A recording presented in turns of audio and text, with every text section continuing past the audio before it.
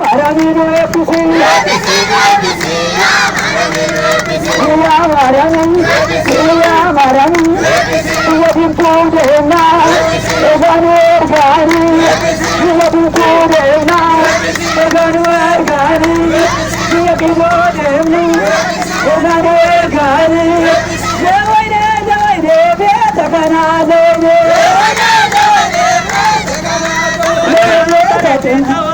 Akambare di tawaido Akambare di tawaido Akambare di tawaido Dhamma daye Yema sepo Akambare di tawaido Akambare di tawaido Kiri soye Yema labdu Akambare di tawaido Akambare di tawaido Akambare di tawaido Sabani jara ke yokala tesa Kirtuna ke yokala tesa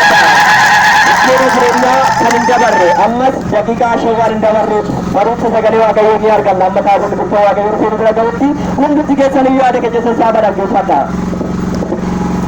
Ijoolleen tawaahidoo ijoolleen Yesuus Kiristoos ammas gara gammadanii jedhaa waaqayyoon galateeffadhaafi. Guyyaa kanaan kan nu ga'e waaqayyoodha. Waaqayyoon hanga yoonatti nu gidduu jira ilin jedhaa ammas waaqayyoon galateeffadha. Isini warri cuuphamtanii Yesuus Kiristoos uffattaniirtu nuti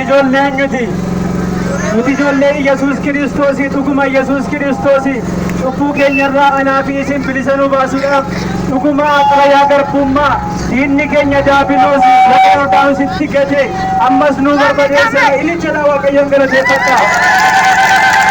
Cuuphanis tokko amantiinis tokko dhuguma Phaawulos abbaan keenya akkuma nu barsiifate Egaa amantiin Ortodoksii tawaahidoo amantii abboota keenya amantii Abrahaam amantii abbaa keenya kan Daawit kan ta'e dhuguma har'as immoo haga yoonatti nu faana ta'uudhaan abbaan keenya Yesuus Kiristoos yoonaan nu geeranii jedha ammas waaqayyoon galateeffadhaa.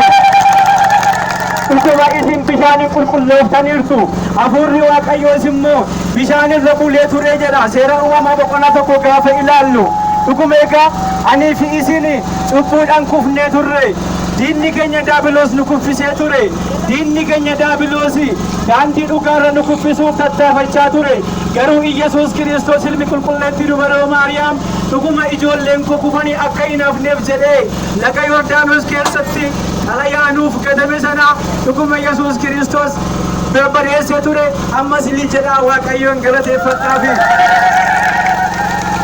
Gammadani mun gammanne ne hundi keessan kolfa ilin jedha galateeffadha.